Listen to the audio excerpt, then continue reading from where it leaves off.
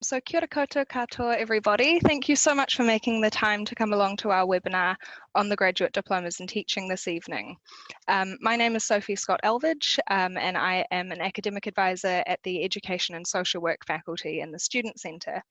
I'm joined tonight by my colleague Rochelle and also by our program leaders for the Graduate Diploma programs, and also by a former student of ours who will be able to talk a little bit about his experience.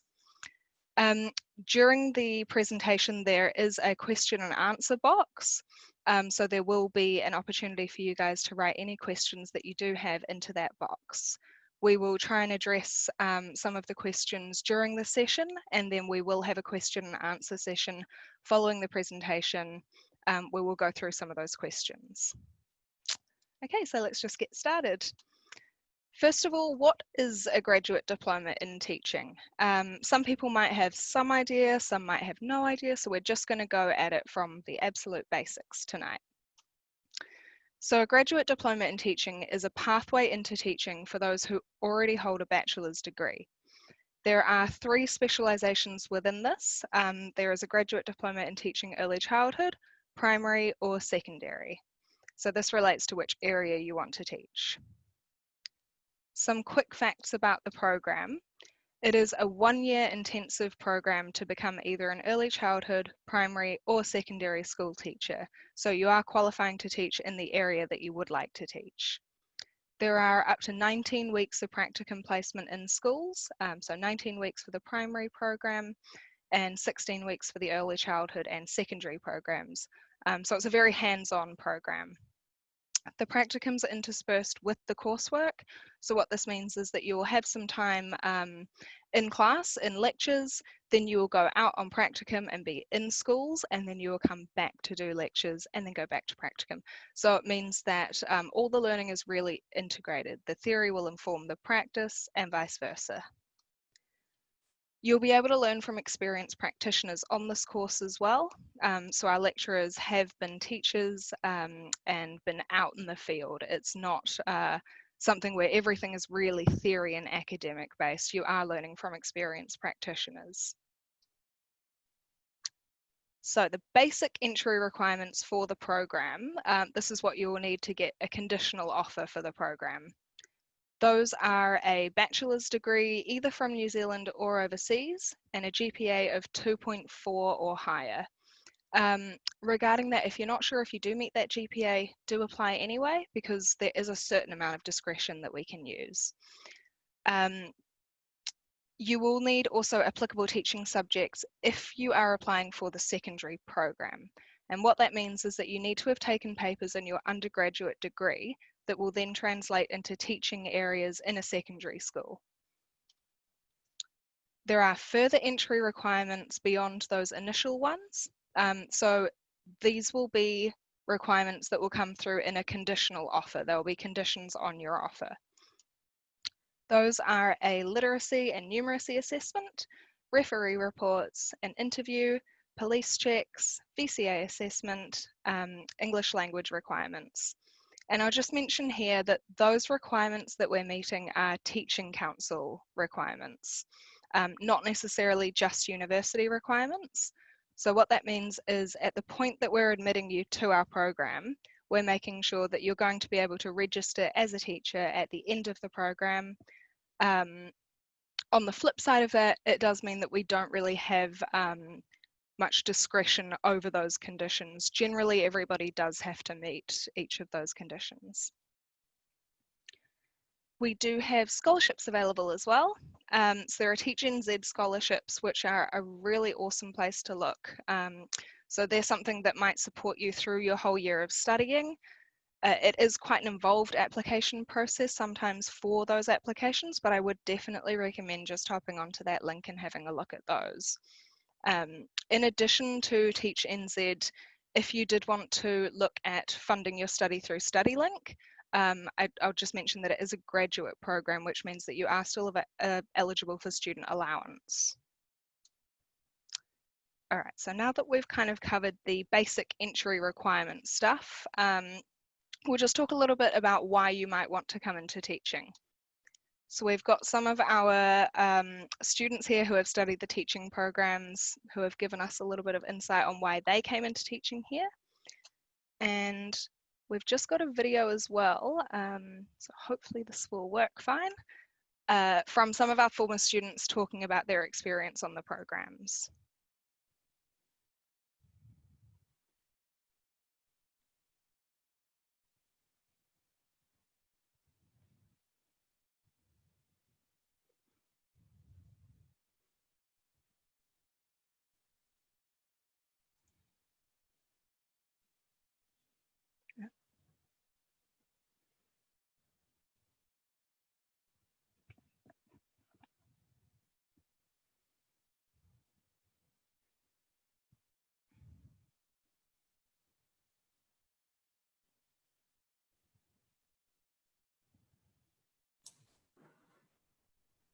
Sorry, so I think there's an issue with the sound. Okay, sorry, so the audio doesn't seem to be working for that, I'm sorry. There are subtitles though, if you did want to look at the subtitles for that, but we'll try and get the, I'll just see if there is a link that we can send through, because unfortunately the audio is not working for this.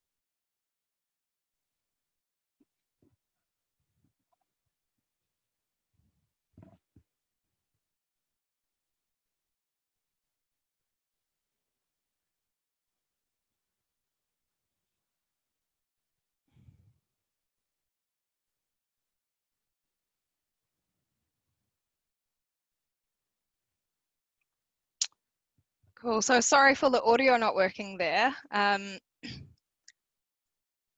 Okay, so now we're going to move into the next steps of how you actually apply for this program. So I'm going to hand this over to my colleague Rochelle to go through the next steps from here. Thank you, Sophie. So how can you apply? You will need to submit your application online. And once you've done this, we'll send you out additional information about the application process. So to apply online, please go to the University of Auckland's main page, which is www.auckland.ac.nz. And once this page opens, click on the Apply for Admission to Study button at the top of your screen to start the application process. Okay, so once you are a student here, we have a number of support services available and encourage you to use them. Our support services include Te Korowai Atawhai, Māori and Pacifica support, disability support, English language and speech support, support from students from refugee backgrounds, Rainbow Group, and health and counselling services. So if you have any queries about any of our graduate diploma and teaching programs, please email education@auckland.ac.nz or check out our frequently asked questions database for answers, which you can see the link is on the screen at the moment. And we will send this information out to you guys as well. Okay, so we're fortunate to have Matthias here to talk about his student experience. Matthias, could you please introduce yourself and talk about your time here? Of course, good evening everyone. So my name is Mateus, I'm from Brazil. Over there I graduated in law and then I moved to New Zealand 5 years ago. And I have to say that law was not for me. I think deep inside I always wanted to be a teacher. So I went back to uni, to University of Auckland to study history. And then last year I took the graduate diploma in teaching secondary. And my experience there was fantastic, to be honest. And actually during the course, during the program, I was thinking, why I'm enjoying this that much? You know, why I actually, because that's my third time at university, why this time is so different. And I came to the conclusion, there are two main reasons for that. And the first one, I realized that everyone in the course, all the students, all my colleagues, we all had the same goal, which was like to become teachers. And you go to your practice, you have to overcome your difficulties, you have to learn with your experience. And when you talk to your colleagues, they understand you so well because they're going through the same thing. And I realized that that's not something sometimes you find in an undergrad, because people follow different paths. So it was really nice to have this feeling of belonging, even I haven't started. I was not a teacher yet. I was already feeling like part of this community of teachers. And the second thing that I really, really enjoy about that was the fact that I was doing something. I was studying something that I knew would be important, not just for me, but, like, to help people, to help, like, to contribute. And this is something you can feel from, like, kind of all your colleagues. And the way the program was structured is amazing. There's this good balance between theory and practice. So, for example, you start the year and you have like 2 weeks of lessons, and then you go for your observation, and then 3 more weeks of lessons, and then you go for your first practicum, and then you go back from your first practicum, and you have more classes. And at the end, you realize that this was so well thought to help you, to grow you as a future teacher. So when you go for your first practicum, you still like trying to understand things and try to put theory in place. And then when you go back to uni after your first practicus, the theory makes more sense because you applied that before. And you start like studying things, and you realize that, well, I could have tried this, or I could have tried that. And then you have your second practice. And that's kind of when you feel that, you're growing and you're understanding things better.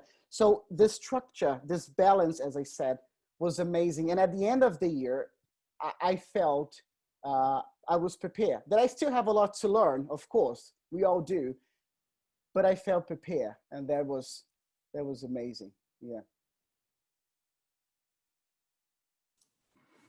Awesome. Thank you for your time, Matthias. We will now answer some of the questions that have come through our Q&A.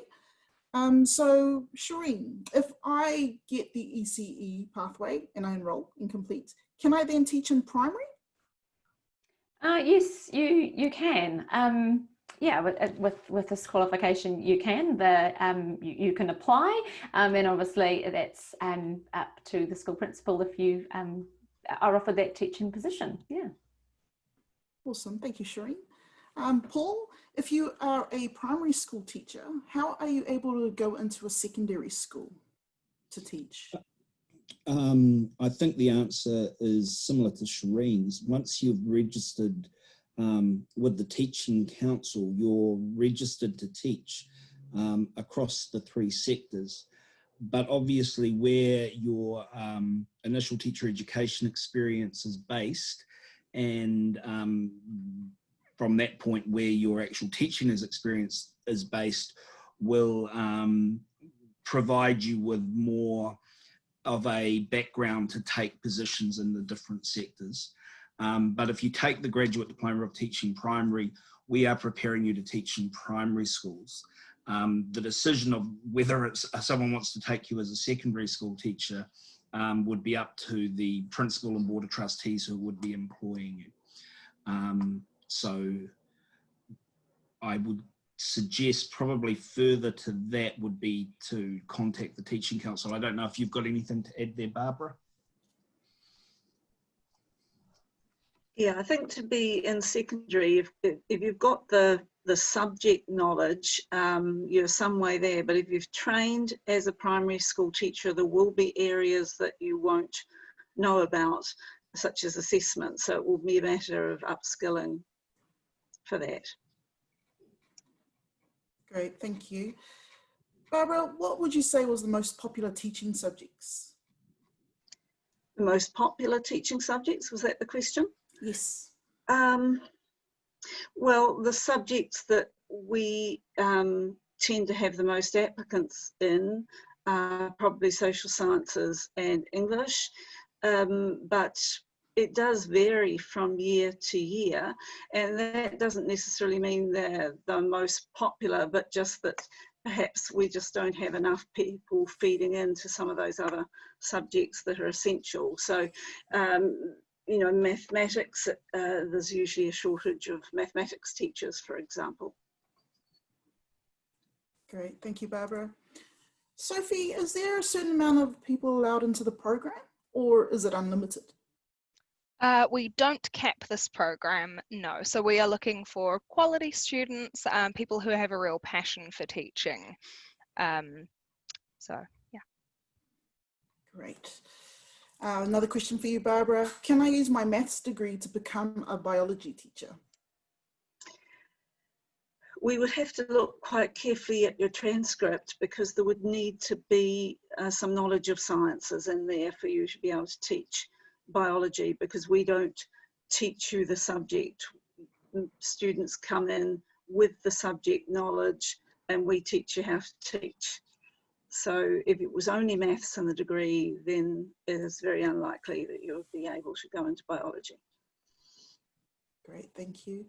Shireen, what is a typical semester looking like in terms of like a week's worth of time in classroom as opposed to practicums?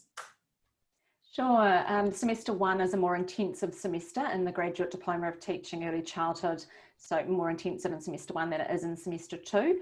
Although in saying that, semester 1 is a longer semester. The program starts middle of January and goes through till July, so it is an extended semester.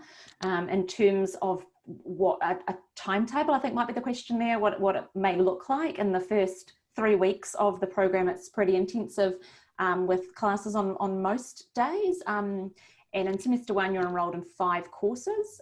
So it's a reasonably intensive semester, but it is longer. And courses that you'll be studying in semester 1 are the curriculum courses. So the courses in STEM, science, maths, and technology, and also arts as well, and the visual arts, the dance and drama, and the music as well. Great, thank you. Sophie, once I complete this program, are there any benefits to doing additional study after this? Yes, definitely.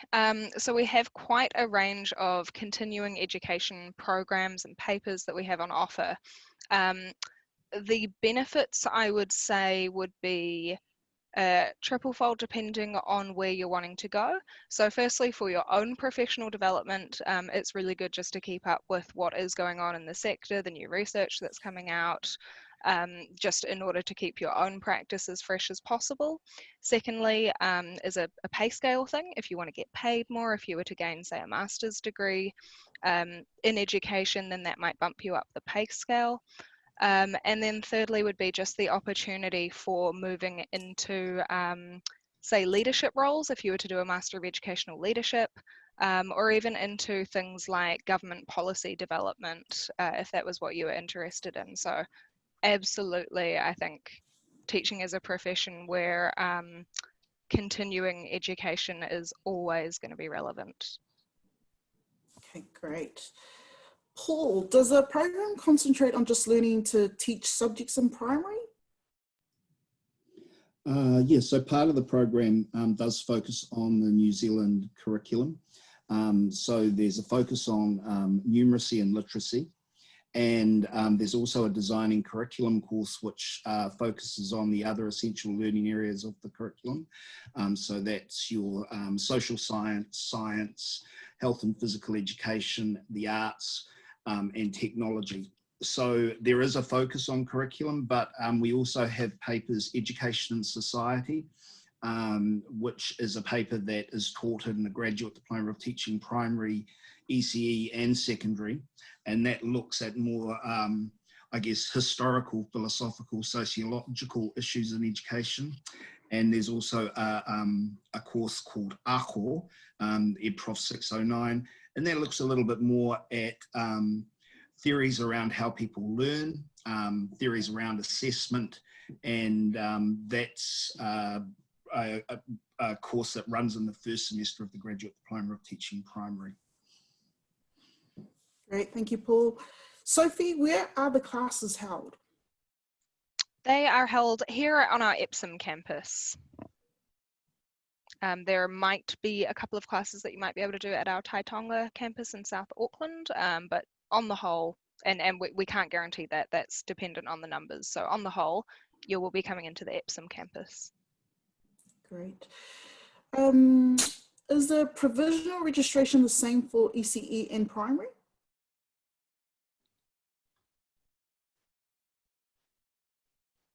I'll get either Shireen or Paul to answer that. Sure. Yeah, sorry.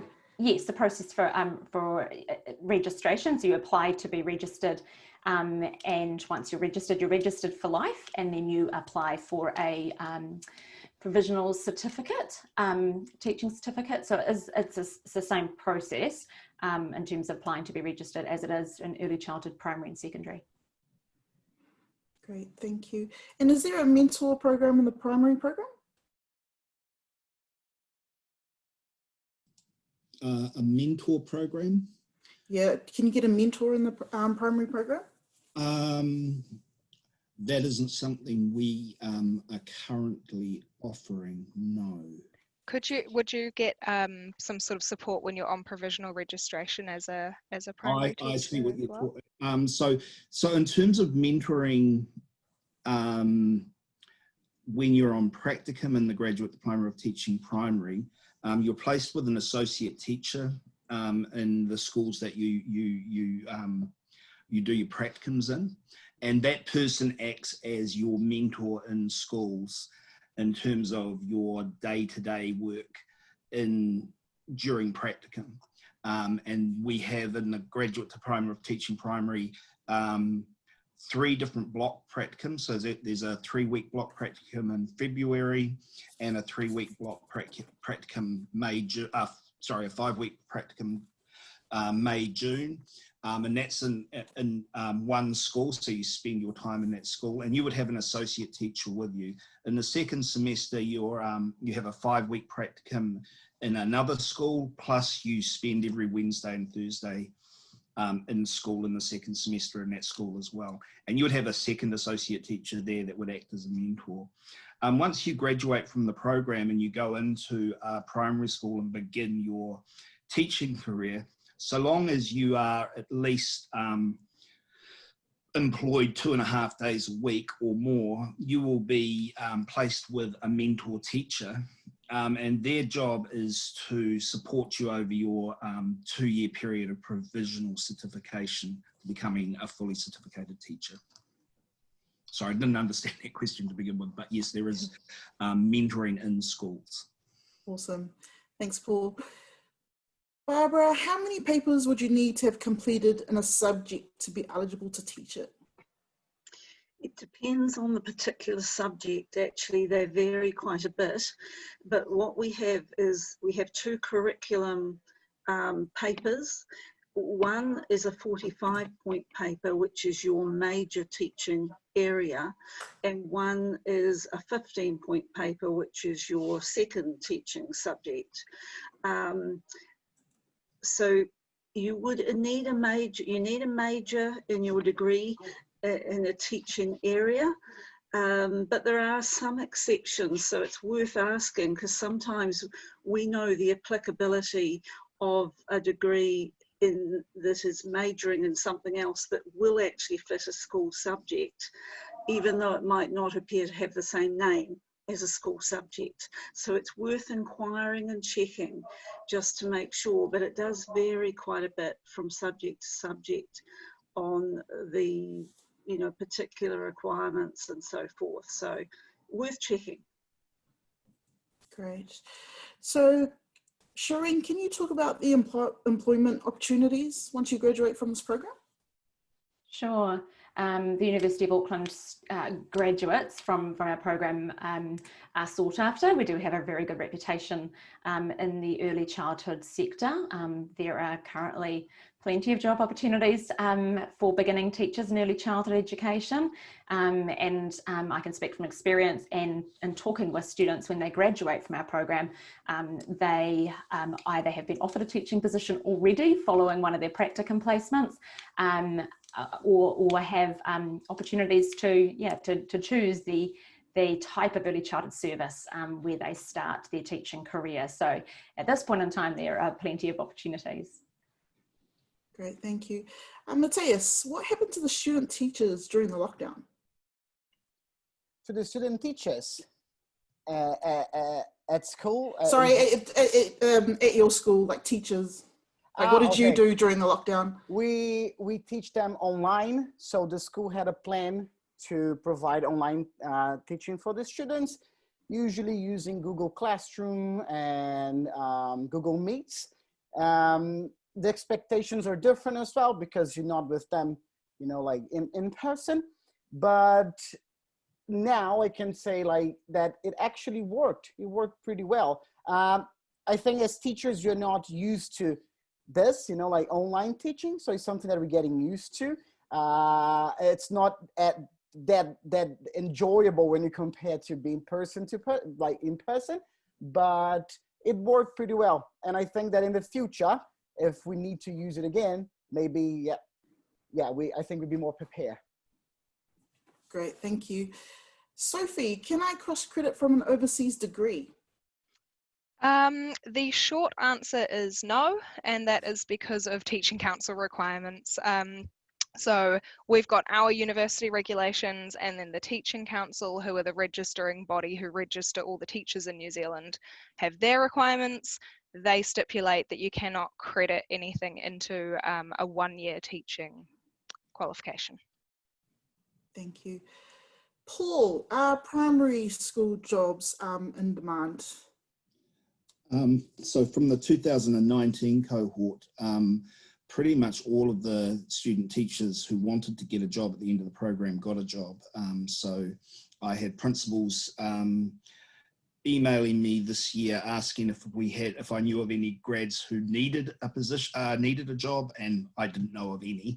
And obviously we're in changing times, but I'm talking to the Auckland Primary Principals Association chair the other night. He was talking about how quite a few overseas students who came in to fill the teacher shortage last year and the year before are looking to go back to their home countries. So I think like ECE, positions in primary at the moment, there is definitely positions available for beginning teachers. Great, thank you. And Barbara or Sophie, what would you say sets Auckland University apart from other universities offering the same program? There is a difference, and that is our specialist lecturers who have all, many universities have generic sort of courses where you learn together. So it doesn't matter what subject you're doing, you learn everything in one class, and then they sometimes use teachers who are in schools, and you go out to the school to have a few hours after school time with those teachers to learn your subject and how to teach your specific subject. At Auckland University, because we've got the numbers, we're able to offer specialist lecturers in each subject, so that those specialist lecturers research in the subject as well as teaching and having a huge knowledge of those particular subjects and how they operate in schools. So that's the distinct difference between Auckland University and the other offerings, the specialist lecturing. If I could just add to that from quite a sort of data point of view, the University of Auckland is also ranked first in New Zealand for education as a subject, and we are the only New Zealand university to rank in the world's top 50 for education, and we consistently do rank in the top 50. So we have a very good international reputation as well. Great, thank you, Sophie. Ooh, Barbara, can I expect a job easily after completing the secondary program? We have a shortage of secondary teachers at the moment in the sector. So there are occasional people who do not manage to secure a job by the the beginning of the following year, but they often get them during the next year. Most do manage to secure jobs. It is somewhat subject dependent, so there are some areas where there are huge shortages, and quite a number of subjects there are huge shortages. So those people, of course, get snapped up very quickly. And there are some subjects where we just actually don't have enough people to train for the number of teachers that are required out there. In other subjects, there are sometimes more than a particular year's market, but it varies from year to year, so it's quite difficult to predict. We certainly wouldn't be in a position where we could say, okay, you're doing this subject, you'll definitely get a job, but we could say you're doing that subject, you're highly likely to get a job, just because of the shortages in the sector. Great, thank you, Barbara. Sophie, could you please tell us more about the literacy and numeracy tests? Yes, absolutely. So when you first apply for the program, we will give you a conditional offer, and we will send you some additional information. One of those things will be a link to a literacy and numeracy test. Again, it's a teaching council requirement where people who have 2 PhDs from Auckland Uni, and they still have to do literacy and numeracy. So everyone has to do those tests, unfortunately. They are short assessments. The numeracy one is a primary level numeracy mathematics. The most complicated it would get is a little bit of linear algebra. And then the literacy assessment is a short reading and comprehension assessment. So you're generally reading an excerpt and writing up, say, a short summary of that. Great, thank you. Shireen, for early childhood program, how does the practicum work? Is it done in blocks or for a few days a week? So practicum placements are all organised by our practicum office. So students don't need to go looking for a placement or arrange a placement. That is all organised by us. In this program, there's a mixture of some days in centre, but there are 3 main block placements at the beginning of the semester 1, right in the middle of the year, and then another final block placement at the very end of the year. So and each one of those placements has some days in centre attached to it, but predominantly it's a block placement. Great. Paul and Barbara, if you take your primary or secondary programs, are you expected to be able to teach all levels in the school? I'll take that first, Barbara. So for primary, we offer you the opportunity to have experience in 2 different schools. And we generally try and make sure that you have an experience in the junior area of the school and in the more senior area of the school. So that's kind of from your new entrance through to year 3 would count as junior, and then your senior would be from year 4, 5 up to intermediate age, year 8. So we try to make sure that you have experience in both of those areas, and that enables you to be able to apply for positions across the entire primary gambit, which is from new entrance to year 8. For secondary, yes, we train you to teach across the 5 years of secondary school, and would expect that you would be able to across all 5 years, but it's subject dependent again. So some subjects only sit in the senior school, and they're not available for students to actually take in the junior school. So they're then papers where we're focusing in on how to teach it at senior level. There's a few subjects that are pretty much only junior level. So a person, for instance, who did maths would learn to teach it at year 9, 10, 11, 12 and 13. But if you were a person who didn't have a major in maths and had a few papers in maths but wanted to teach maths, then you would be able to do just teaching junior by focusing on the 15-point paper rather than the 45-point paper.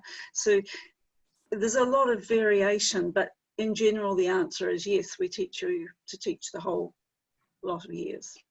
I could just add to the primary answer there. When you look at your numeracy, literacy, and other curriculum area courses, they focus on teaching in junior and higher up the primary school age bracket.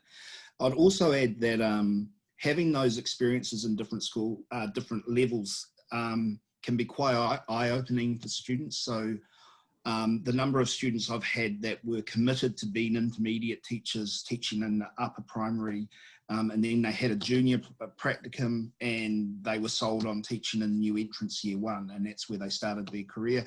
And exactly the opposite's happened. People have come in, they see themselves as a junior teacher, that's where they want to teach, but they have an experience in an intermediate or a upper primary classroom, and they're sold on that for the beginning of their career. So it's that's one of the benefits of being able to go into both areas of the schooling system over your year with us.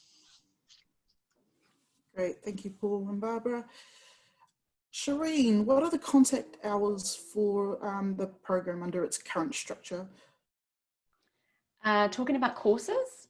Yes. You mean? Okay, so it does depend on how the course is designed and taught, but generally a course would have a lecture and tutorial or workshop each week. So I'm only speaking for early childhood courses here, and that would typically be reflected as a 2-hour lecture and a 2-hour workshop. But like I said, it does depend entirely on the course and how it's designed to be taught as well. Great, thank you. Paul, can you specialise in mathematics for primary, or is it just a general subject? Yeah, the grad primary program prepares you to be a generalist teacher. One of the things, we don't specialise in any particular curriculum area. So you come out of the program able to teach in all areas, but one of the things we do promote through the program is to be able to follow your own passions and interests. Most principals are looking for teachers who have a real passion and energy to teach, and they want to know that you're really interested in being the best maths teacher the world has ever seen. So we offer opportunities for you to stretch yourself in areas that you're really passionate about in the school curriculum. So so the short answer is no, there's not a specialisation, but there is the opportunity to emphasise your skills in particular areas. Great, thank you. Barbara, would my starting teaching salary be the same irrespective of the school I am employed at? Yes, irrespective if it's a state school. If it's a private school, then they often have a little bit more. So your starting salary is dependent on your qualifications, but it is the same across New Zealand. Great, thank you. With the practicums for secondary, Barbara, can you complete them in a school that is closer to Waikato, or do they have to be completed in Auckland? No, they can be, one of them anyway. We usually have one in Auckland, but the other one can be close to where you live, so that would be absolutely fine. And we visit you to observe your teaching no matter where you are. So that would be possible, or certainly within the range of being able to drive from Auckland to check it out. Great, thank you. Sophie, with some of the centres and schools not allowing us in for a school visit, what's our alternative? Yeah, sure. So obviously it is difficult at the moment. The alternative at the moment, we're not saying to try and go into schools, because obviously schools won't be receiving students even if they are open at the moment all the time. So in lieu of that, when we send you the interview invite, we do send you quite a lot of information in there about the New Zealand curriculum, any issues that are going on in the media, and just generally the education landscape in New Zealand. So in lieu of being able to do a school visit, I would say do all of that research, look up the New Zealand curriculum, have a look at the media, see what they're talking about. And if you've got any friends or family who are teachers, have a chat with them and just ask them, you know, how have you found your experience? Was there anything that you weren't expecting that's been surprising? That sort of thing. So just do whatever you can in lieu of the school visit, but we do understand that at the moment that is quite tricky. Perfect, thank you, Sophie. Shireen, are there agencies that I can work at just to relieve classes?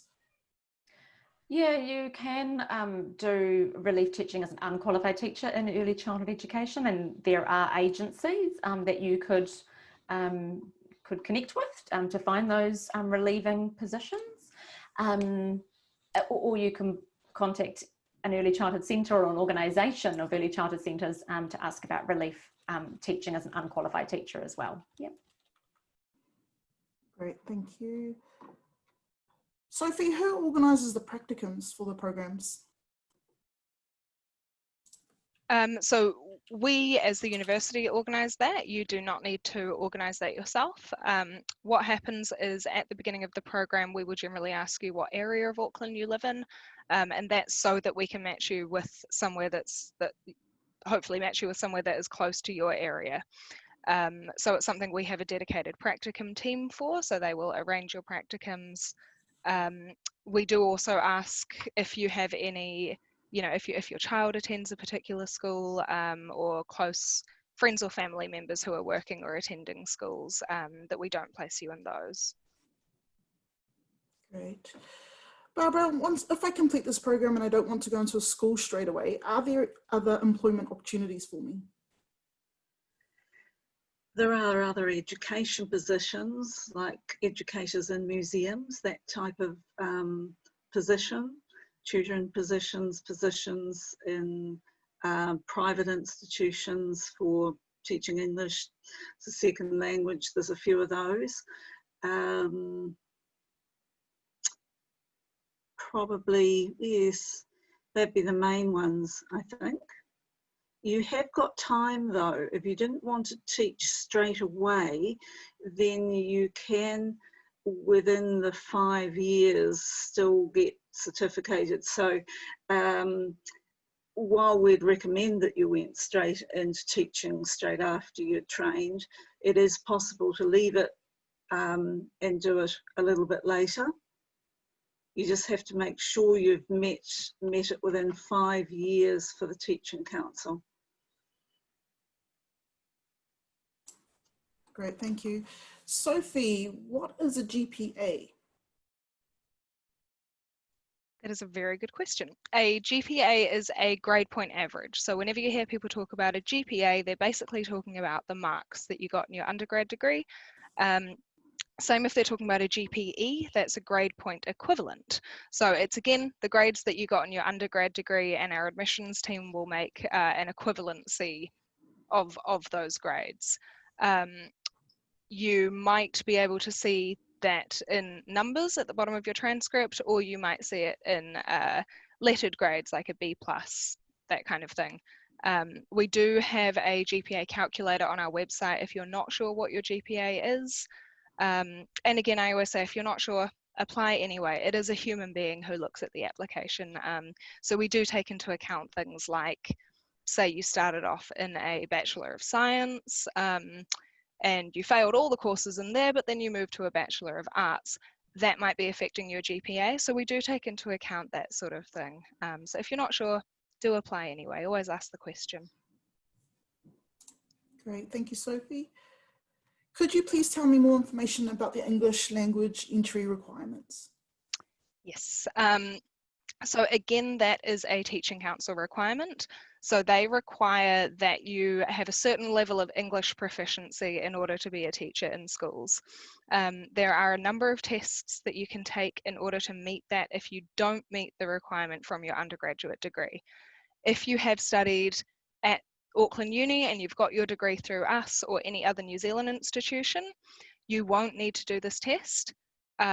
as long as you haven't done your program via distance, or if you haven't done a completely Spanish language program, for example, then you might need it.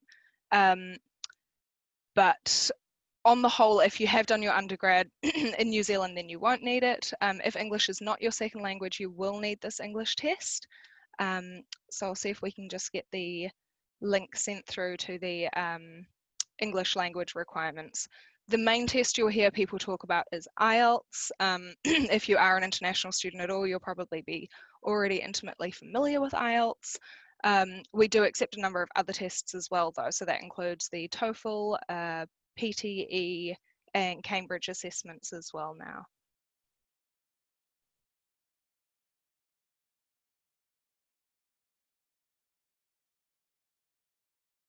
Sorry, on mute, always has to be one. Barbara, I've passed 5 stage 3 stat courses and I'm doing 1 stage 3 maths course this semester. Do I need to be a maths major to teach maths? So I'll just check on that again. Just say that again, Rochelle. Was the what 5? What did the stage 3 stat courses, and they're currently doing another stage 3 maths course. That would sound to be very clearly meeting the requirements. Great, thank you. Sophie, how would I know what subjects I'm eligible to teach? Can I send my transcript through now and get an answer, or do I have to apply? The best thing to do would be to make an application. Because we get so many inquiries, we do recommend that you do make an application, because as soon as you've kind of made an application in the system, you're kind of on our radar, so to speak.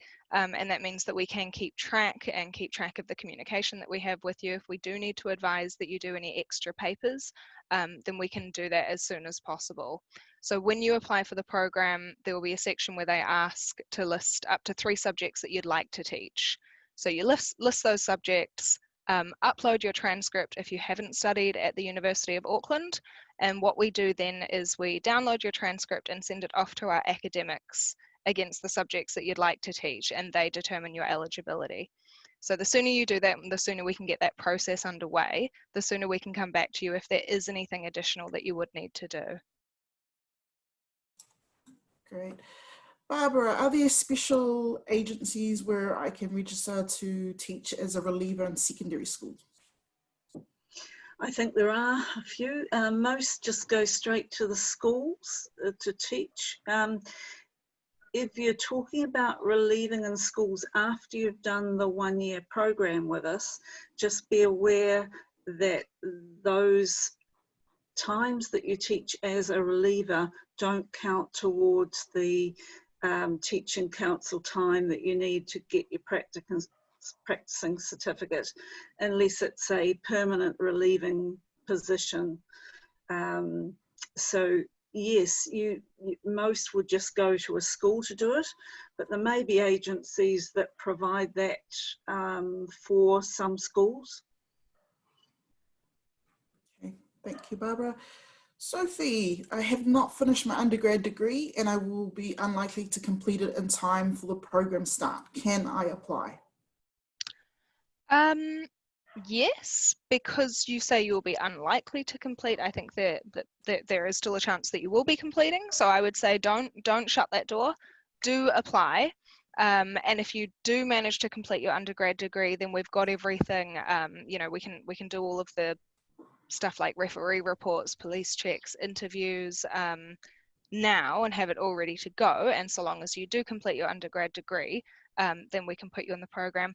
If worst case scenario would be that you apply for the program now, if for any reason you're not able to complete your degree before the start of the program, you could just let us know that you're looking at starting next year instead.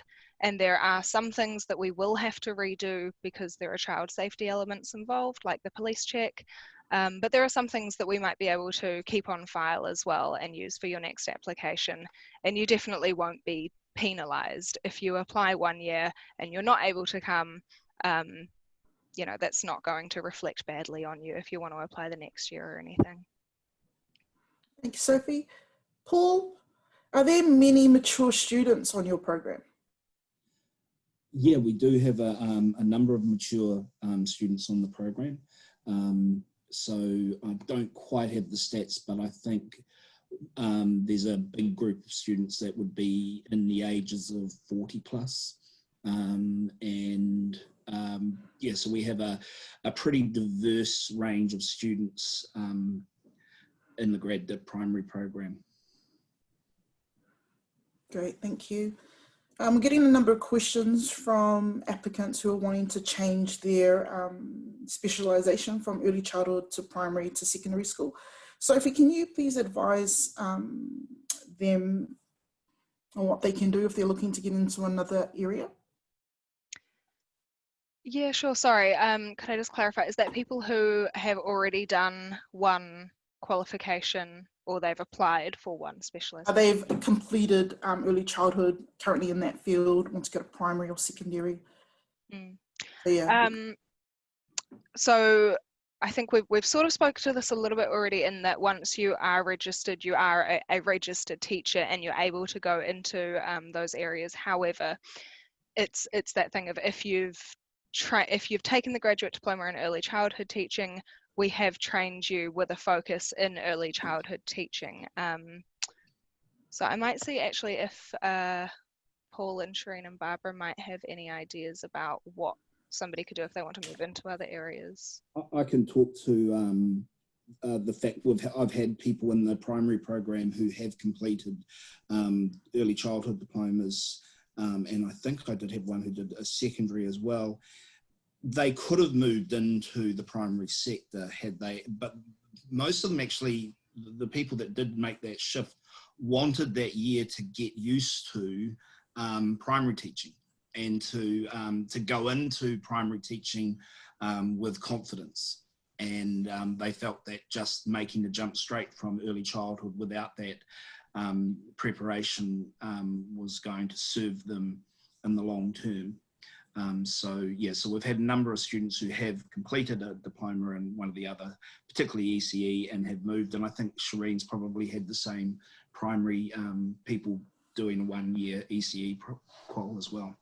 Yeah, we have. So we've this year got a couple of students who did the BEd teaching primary program last year, and yes, could have applied for a teaching position in early childhood, but they, for their confidence and their knowledge and their experience in the early childhood context, they've continued and enrolled in the 1 year grad dip ECE to get that specialist knowledge. Yeah.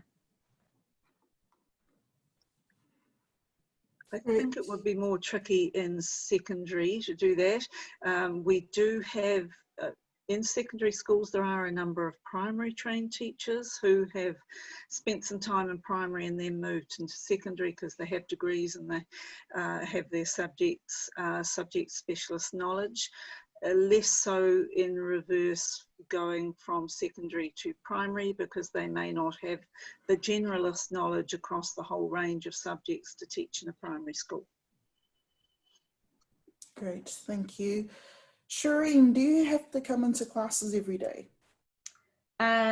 Yeah, I can obviously only speak to the timetable of this year. We don't yet know what the timetable may look like for 2021, but this year, for example, if I speak to this current semester in semester 2, those studying in the early childhood program have classes on a Monday, a Wednesday and a Thursday.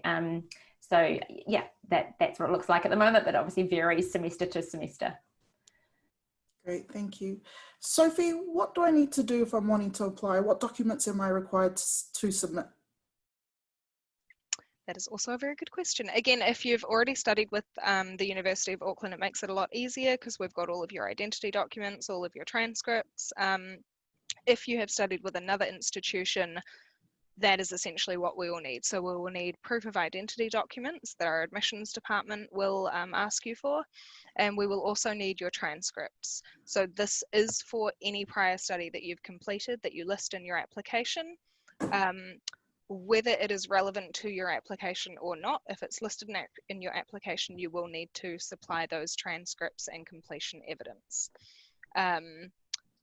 Once you have made an application, though, we will ask you for any additional documentation that we need, if there is anything outstanding. Great, thank you, Sophie. Barbara, will we get taught about how NCEA works? This is because I completed my high school studies in CIE. Yes, indeed.